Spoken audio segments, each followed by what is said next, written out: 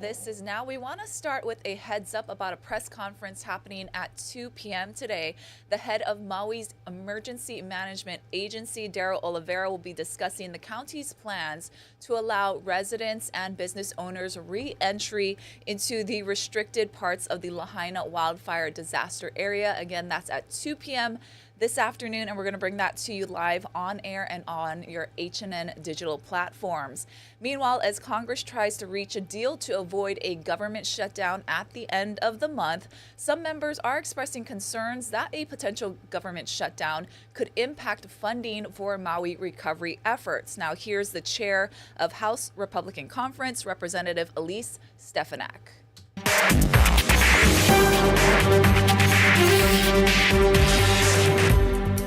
I want to point out the speaker traveled to Maui over the August recess. I also received a briefing when we were in Hawaii on the way to our Indo-Pacific delegation.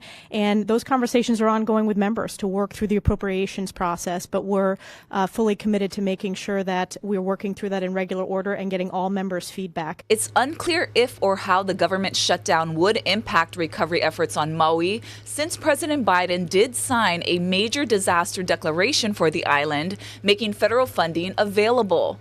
The potential shutdown is just one of several events bringing uncertainty to the U.S. economy. Skylar Henry has more details from Washington.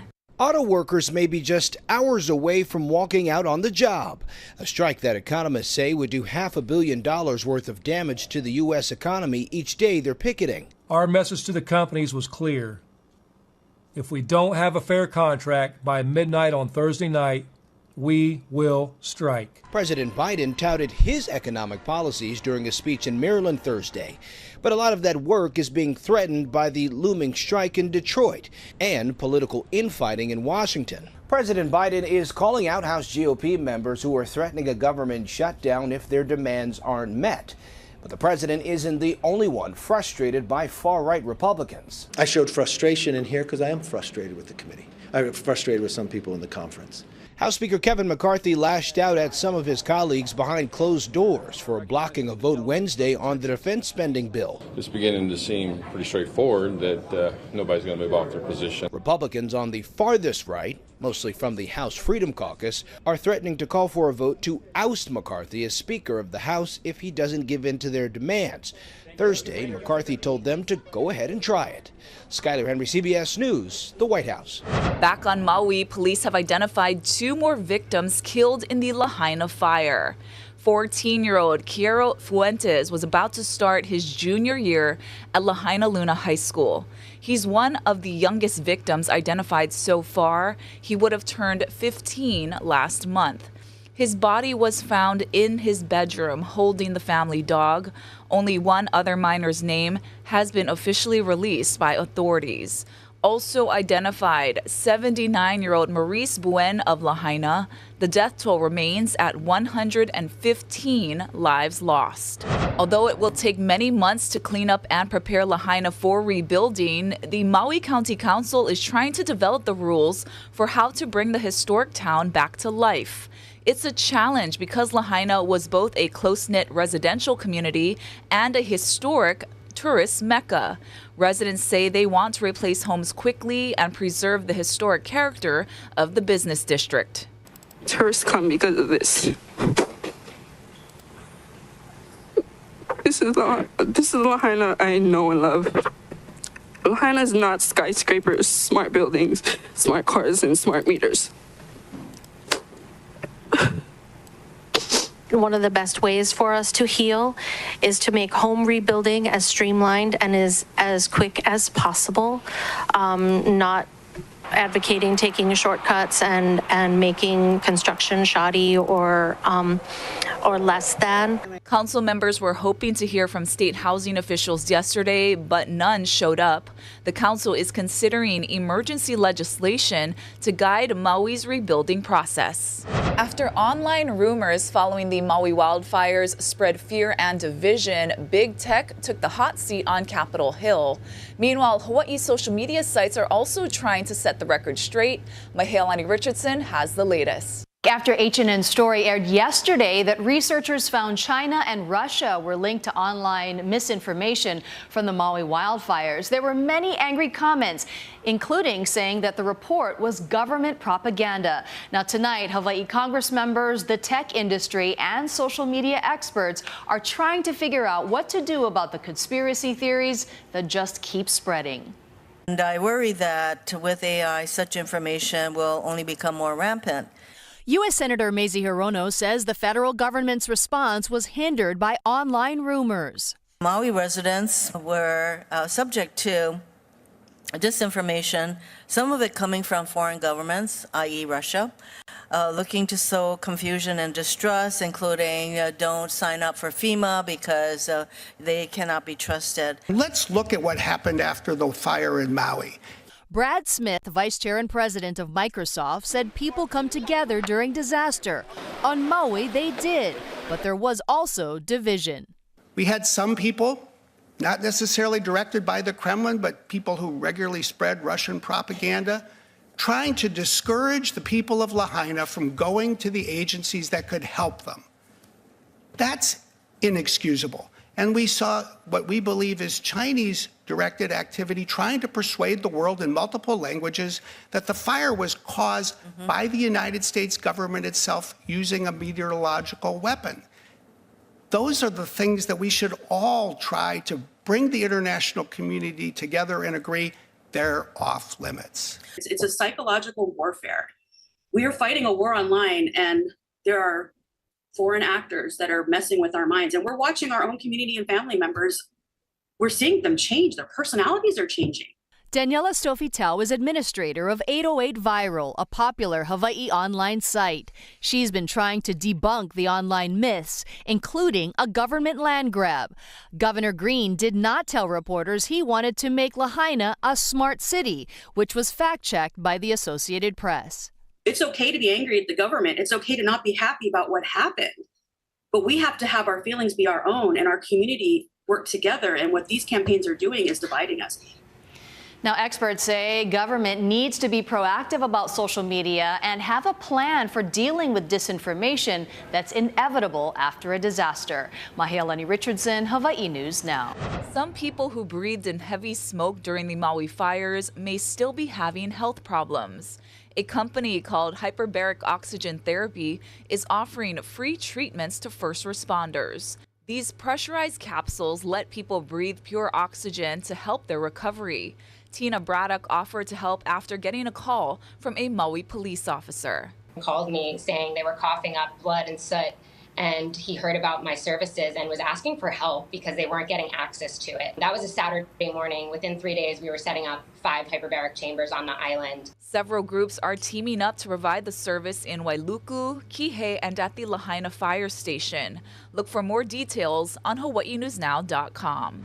Today, a grand jury indicted Hunter Biden, President Biden's son, on federal firearms charges. Now, back in July, Hunter Biden entered into a plea agreement with the Justice Department, but that deal fell apart in court. Natalie Brand has the latest. President Biden's son Hunter is facing 3 criminal counts related to his possession of a firearm. The indictment alleges Hunter Biden knowingly made a false and fictitious written statement when he bought a weapon in 2018 and unlawfully possessed the gun as a drug user. They all relate to false statements on a federal form in which Hunter Biden purchased weapons, and he said, "I am not using drugs," when in fact he was using drugs. The charges come a little more than a month after the Justice Department appointed a special counsel in the probe. An earlier plea deal fell apart in July over questions about an unusual diversion agreement. The indictment comes as House Republicans launched a formal impeachment inquiry into President Biden, centered in large part around Hunter Biden's business dealings. Do you believe the president went to Cafe Milano and had dinner with the clients of Hunter Biden, who believes he got those clients because he was selling the brand? So far, no hard evidence of any wrongdoing by the president has been uncovered. House Republicans spent this morning talking about their illegitimate impeachment inquiry, which is nothing more than a partisan political stunt. The special counsel overseeing Hunter Biden's case has indicated that tax-related charges that were part of the previous plea deal could still be filed. Natalie Brand, CBS News, Washington. Kauai police searched for murder suspect Chris Santos near the Wailua Reservoir yesterday, but he's still on the run. Santos is suspected of shooting to death 28-year-old Kith Silva Lacro near Kahili Mountain Road a week ago. KPD's chief says Santo has been getting help from relatives, and he warns that this is a felony crime. On Tuesday, Deputy U.S. Marshals joined the manhunt. We continue to use whatever assets are available to us to be able to provide our employees, our police investigators, the resources they need, and utilize our federal and state partners to help supplement that manpower. Police say Santos is considered armed and dangerous. Call KPD with any information. Now to an H&N investigation into Oahu's crime rates. HPD's police chief says violent offenses are down island-wide, but as Allison Blair reports, the department has yet to provide any hard numbers to back up those claims. We asked HPD to provide the numbers it used to calculate that drop in crime, but the department refused to share its information. Meanwhile, crime stats obtained by inside sources paint a somewhat different picture as to what's really happening in the community. Over the past month, a series of violent crimes have made headlines on Oahu. There have been at least 4 murders, along with multiple robberies and assaults, even a home invasion. This as Honolulu Police Chief Joe Logan is touting a significant drop in violent offenses. Here's what he told Honolulu Police Commissioners at a meeting September 6th. HPD continues to focus on violent crime as evident by our overall crime across the 7 categories is down anywhere from 14 to 40% depending on the category. Logan didn't clarify what 7 categories he was referring to, so we asked. We also requested an on-camera interview as well as a district-by-district breakdown of numbers the department used to calculate that drop in crime. HPD declined to give us any information that would corroborate Logan's figures. Instead, the department emailed this response. The chief's report includes a general overview of index crimes with other items of interest. A spokesperson then encouraged the public to use HPD Crime Mapping, an online tool that's been criticized because reports of where crime is happening is often wrong. When public trust in institutions is at an all-time low, it is absolutely critical to do the things that you can do, and being transparent about crime is the bare minimum. Cameron Hurt heads up the nonpartisan government watchdog group Common Cause Hawaii. There is a right to know what's going on, and there's even more of a right when you're helping fund that. While HPD refused to provide any official data, police sources were able to give H&N Investigates some insight into a few of the problems plaguing certain communities. Over the past 8 months, the number of sex assaults in District 5, spanning Kalihi to Moanalua, jumped 27% compared to the same time last year, from 59 to 75. Sources also confirmed burglaries are up 11% in District 1, from 226 to 251. That area includes Kaka'ako, Makiki, and Punch Bowl. In District 7, or East Honolulu, sources say homicides are up 200%, from 1 to 3.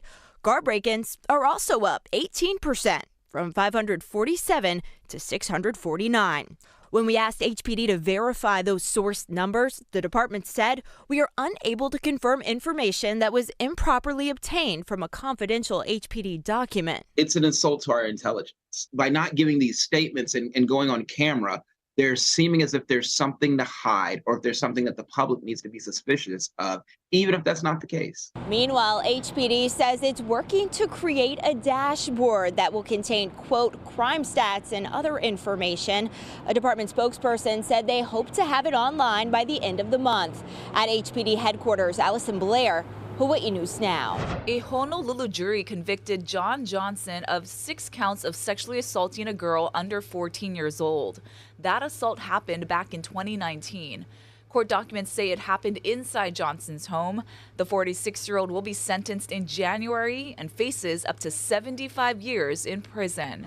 COVID cases are on the rise. The state health department reported 1,200 new confirmed cases last week.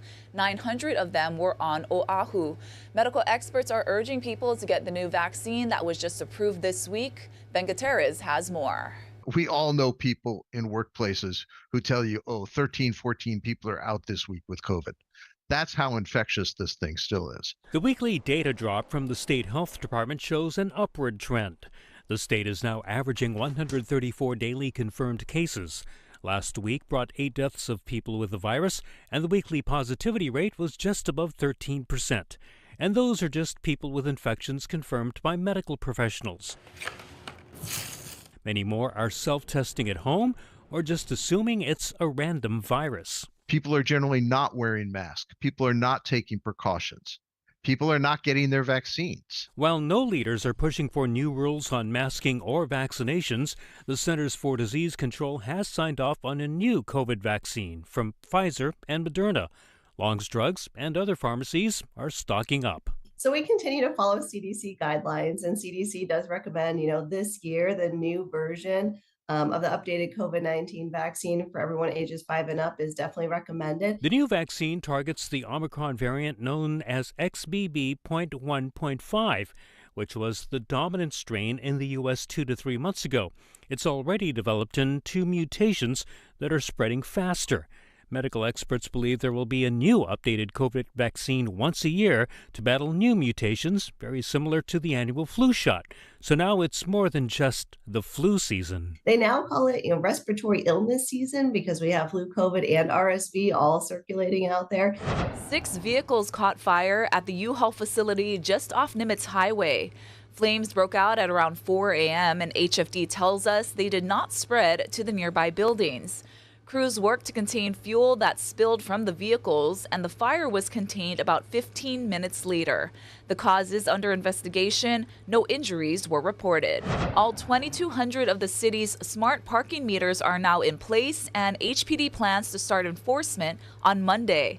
This comes after 9 months of free parking from Chinatown to Waikiki, while the city spent $3.5 million to upgrade the old wireless credit card meters to 4G. Drivers can still use coins or a credit card like they did before, but now they can use a smartphone to scan a QR code and pay through an app. A map function will show the location of available meters. It's also easier for police to see who to ticket. HPD actually can target the expired meters, so we're hoping that we can also increase compliance of everybody to faithfully pay their parking charge.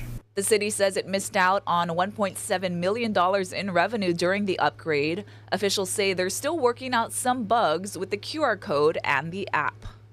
All right, let's take a live look outside at Halema'uma'u Crater, where the new eruption is going on there in Kilauea. Guys, going to have your full forecast coming up after a quick break.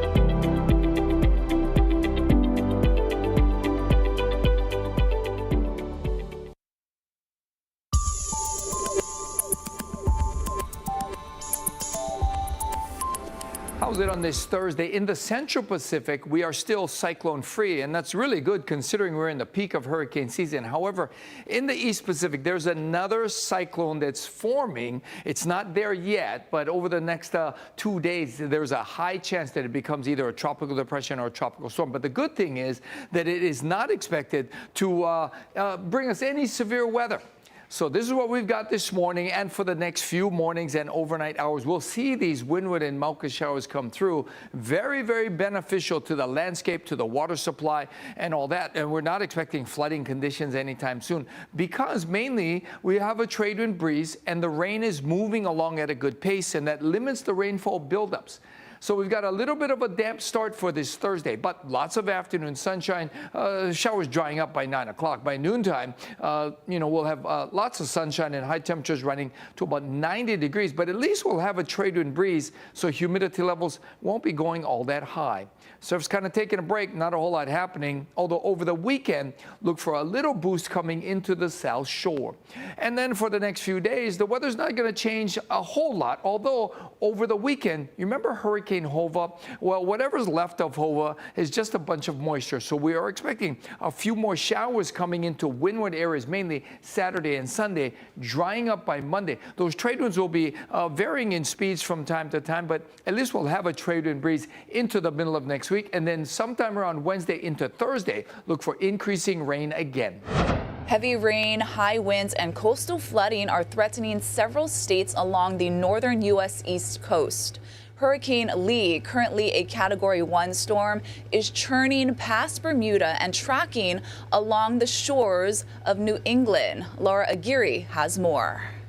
Ben Franklin said, "If you fail to plan, you have planned to fail." That message reverberating among emergency planners along the northern U.S. East Coast Thursday. Even if it's not a direct hit, are we going to experience tropical storm force winds? Hurricane Lee is churning past Bermuda and could weaken as it travels north. Still, forecasters predict it will bring high winds, heavy rain, and coastal flooding as it barrels near or over Maine by Saturday. Storm surge alerts up to 3 feet stretch along much of New England's coast, even higher in places like Cape Cod and Nantucket, Massachusetts. Many residents say they'll ride it out. You get to the point where you question, like, how much more can it take? But,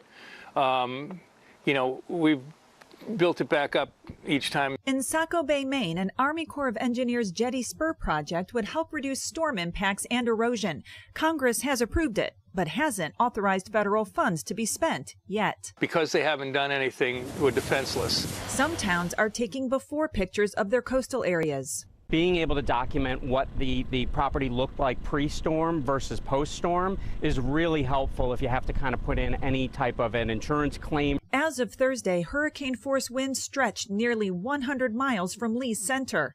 Even at sea, this storm packs a punch. I'm Laura Aguirre reporting. Oil prices have hit the 90s. It's the first time a barrel has breached the $90 benchmark in 10 months. That's leading to an interesting situation for motorists. Gas prices are going up even though demand is easing and the summer driving season is over. It's because Saudi Arabia and Russia surprised the market last week by extending supply cuts through the end of the year. Then catastrophic flooding hit Libya, leading to supply disruptions there. The average price for a gallon of unleaded is now $3.86 a gallon nationally. AAA says that's 6 cents higher than last week and 16 cents higher than last year. And now to some tech news for your pet. Ring, famous for its home security doorbell camera, is offering a new feature for anxious pet owners. It's called Pet Tag, and it's designed to help Ring customers find lost dogs and cats. While it's not a GPS tracker and can't track the lost pet's location, it does offer a custom QR code. Its easy-to-use ID tag provides helpful information to anyone who scans it. And once the pet is back home safe, the owner can turn off the lost pet mode in their app. Many customers were already using the Ring app community to make neighbors aware of their missing pets. Let's end the show with some good news. NSYNC, you guys, is releasing a new song. The now middle-aged man band has released a 40-second teaser of their new single, and it's called Better Place. It's the first time they've recorded together in 21 years, and it doesn't signify a new album, at least not yet. So it's from the soundtrack to the upcoming Trolls Band Together movie, and NSYNC member Justin Timberlake voices one of the characters in that film. You can listen to it at takeyoutobetterplace.com. Thanks for watching. More news coming up first at 4.